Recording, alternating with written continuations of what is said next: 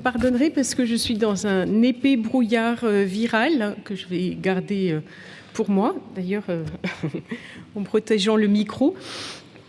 Mais je ne pouvais pas rater, Muriel, et ce rendez-vous, et merci de m'y avoir convié.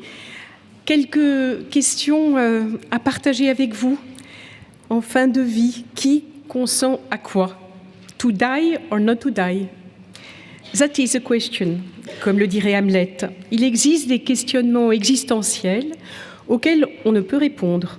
Et pourtant, les développements de la technoscience médicale créent des situations de vie inédites qui actualisent cette interrogation et notre responsabilité dans l'accompagnement de la fin de vie. Cette question, à laquelle Hamlet est livré dans un dialogue intérieur, est aujourd'hui projetée sur la scène médicale au quotidien dans la relation de soins. Mais au juste, de quelle ou quelle, au pluriel, question s'agit-il? Quels sont les acteurs en scène? Le patient s'interroge. Qui consent en moi? Et à quoi suis-je invité à consentir? Suis-je libre de consentir? À quelle proposition? Unique ou multiples? Y a-t-il une possibilité de refus? Et quelles en seraient les conséquences? Quel éclairage est donné aux possibilités d'un choix? Et poursuivant, comment puis-je consentir à l'arrêt des traitements qui me tiennent en vie? Ou à l'inverse, suis-je libre de choisir ma mort? Mais rapidement, le malade se rend compte qu'il n'est pas seul dans cette méditation, et encore moins le seul à délibérer sur son sort. La scène est bien habitée aujourd'hui. Longtemps restreinte à un colloque singulier, la relation de soins engage aujourd'hui de nombreux acteurs, visibles ou invisibles. Au-delà du patient, là où les maladies, le ou bien souvent les médecins et équipes soignantes, les proches, dans leur singularité plurielle, les lois en arrière-plan, le système de soins avec ses contraintes. La maladie en fin de vie, un enjeu trop central bien souvent de la relation de soins, voire un seul en scène dans la recherche de consentement arc-bouté sur le faire ou ne pas faire un dernier traitement, et tout à la fois omniprésente et échappant à tout contrôle.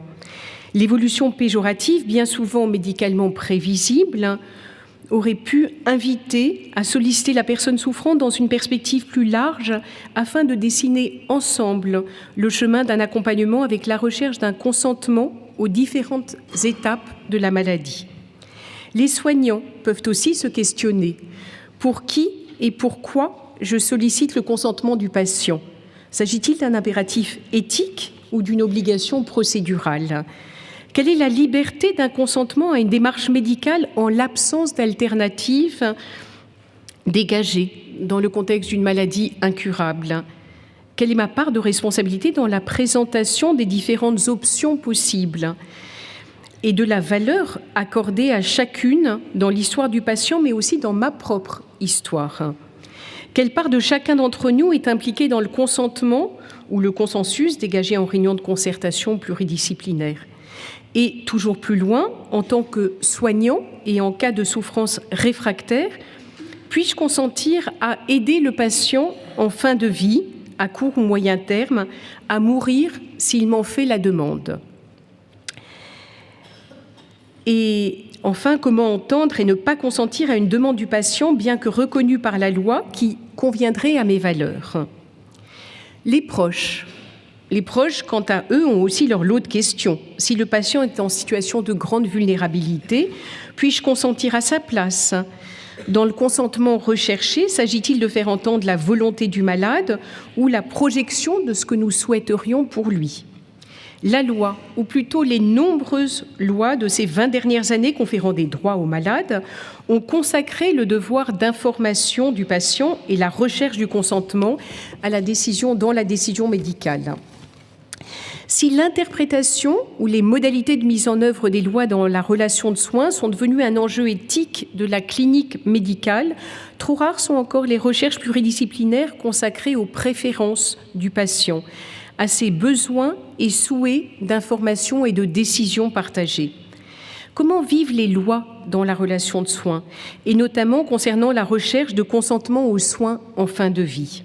Autant de questions ouvrant sur différents champs de recherche pour mieux entendre la voix de la personne malade. Enfin, le système de soins comme acteur majeur qui connaît une crise de démographie soignante et de financement solidaire. Cet acteur, le système de soins, s'est également imposé avec force dans des choix récemment durant l'épidémie Covid, souvent choix critiques et tragiques. Peut-on consentir à décider qui vivra, qui mourra, quand on ne peut pas sauver tout le monde ? C'est le titre d'un ouvrage tout à fait passionnant sur les questions de tri-sélection de la philosophe morale en littérature Frédéric Lechterflack. Alors que l'accompagnement de fin de vie nous concerne tous, à quoi consentons individuellement et collectivement ? Ainsi, ce monologue existentiel du patient face à sa propre mort devient un théâtre polyphonique, accentué par les dialogues intérieurs de chacun, si l'on considère que le recueil formel du consentement n'est qu'une étape procédurale derrière laquelle se cache un chemin parfois arborescent à mettre en lumière. Alors je vais juste prendre quelques éléments du plan de l'article soumis. Dans une première partie, j'ai tenté de mettre en lumière quelques questions nées d'une approche phénoménologique du consentement dans la clinique de la vulnérabilité. Dans une seconde partie, il m'a semblé intéressant d'essayer de voir comment finalement le consentement s'inverse dans les demandes d'aide active à mourir qui, comme vous le savez, sont en débat puisqu'une proposition de loi devrait intervenir tout prochainement en décembre ou en début d'année, si ce n'est pas à nouveau repoussé, suite aux travaux de la Convention citoyenne et du dernier avis du Comité consultatif national d'éthique. Et dans une dernière partie, je voulais essayer de soulever le problème de l'illusion du consentement à l'épreuve de la réalité de la fin de vie qui ne relève pas seulement de décisions médicales. Alors, Gérard, je compte sur vous pour la scansion parce que j'ai peut-être fait des soins palliatifs avec une difficulté dans l'échéance temporelle et peut-être que j'ai atteint... Vous pouvez complètement compter sur moi. D'accord, merci. Alors, le consentement connaît un formalisme juridique dont témoignent au quotidien les modalités même de recueil de consentement chez les jeunes cliniciens et qui est particulièrement notable dans l'épreuve de la vulnérabilité du patient. Ainsi, la question est de savoir comment le consentement garde sa visée éthique lorsqu'il est enfermé dans un formalisme juridique. Qui consent à quoi redouble de complexité. Il y a dans le temps du consentement un cheminement de moi à moi et de moi à l'autre dans la compréhension de ma situation au monde, de la proposition qui m'est faite et de l'exercice d'une liberté. Ceci fait du consentement un cheminement porteur d'histoire dont la première manifestation palpable de cet engagement est celle de l'être au monde corporel avant d'être contractuel. On le voit au quotidien, bien sûr, dans des refus de soins qui se manifestent d'abord dans un langage corporel. Donc le consentement recueilli n'épuise pas la question éthique. C'est pourquoi la relation au sein de laquelle naît le consentement le précède et le dépasse. Alors, ce consentement libre et éclairé, on peut se demander si ce n'est pas un mythe ou est-ce que c'est une réalité à l'épreuve des conditions même de recueil, quand l'obligation nous en est faite.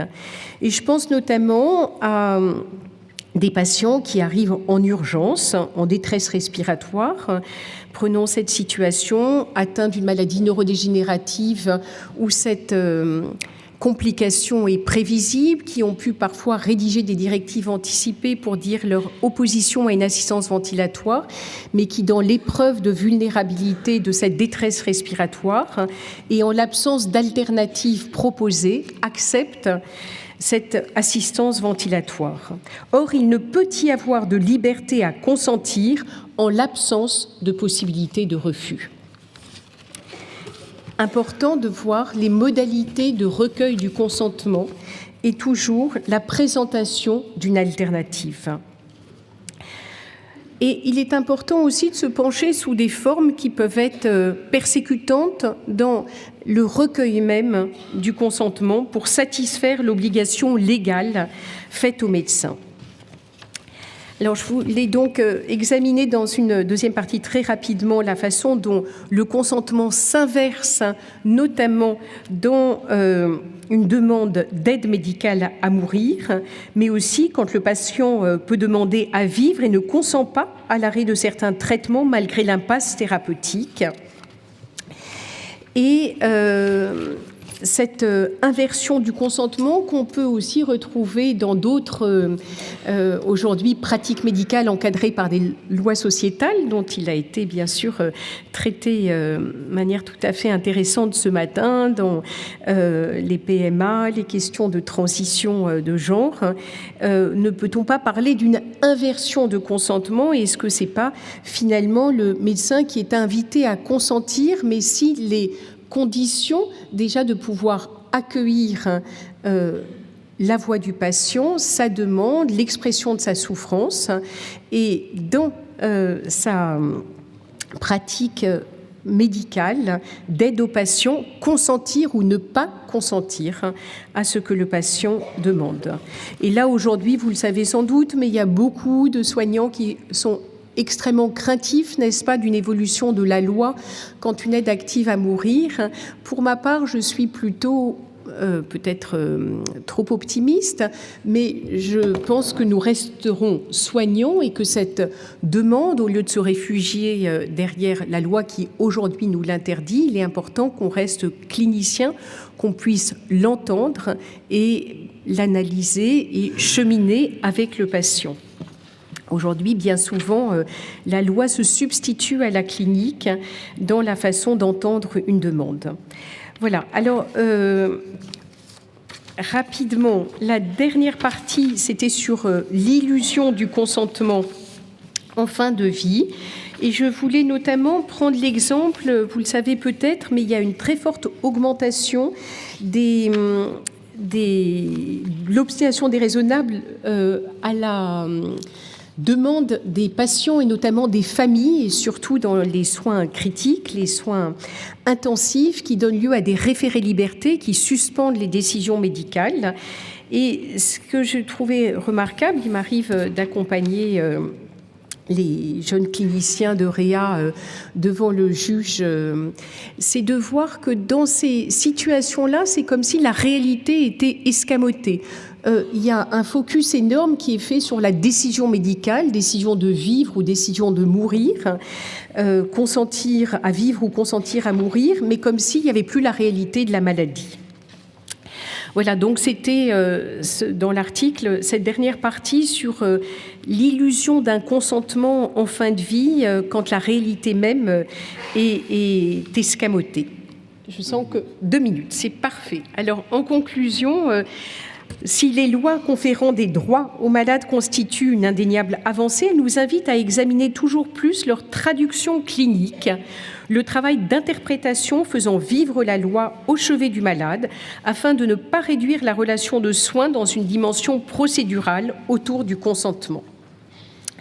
Et le consentement, dans sa dimension de soi à soi et de soi à l'autre, est un processus de soi dans le récit de soins qui crée un espace-temps propice à cette relation sur le chemin du consentement. Je vous remercie.